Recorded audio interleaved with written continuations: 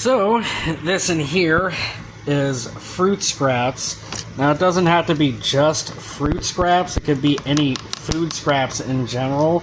But what I did here, I put all the food scraps in this pot with just enough water to fill it up. Now, the internet might tell you to bring it to a boil and then let it simmer. Personal experience tells me you don't have to get it to a boil.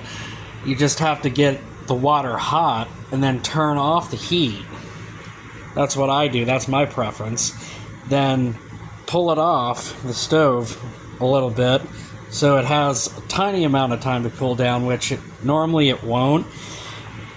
Some people, some articles might say let the food scraps sit in the pot with the water for anywhere from 10 minutes to 30 minutes.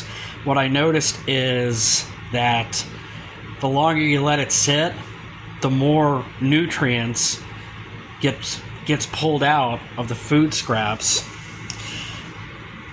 Then, after you let it sit for however long you desire, just pull it out, separate the food scraps from the liquid. I use one of these so I can just lift some up, hold it there so the water drains.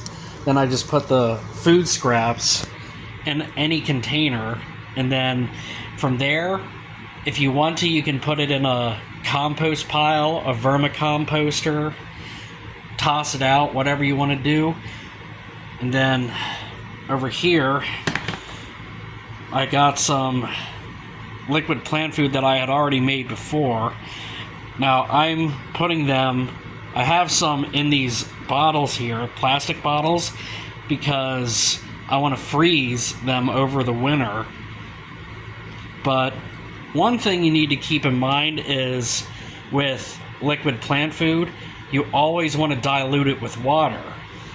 Because if you don't dilute it with water, you could give your plants nutrient burn. Plants don't process nutrients the way that people's bodies do.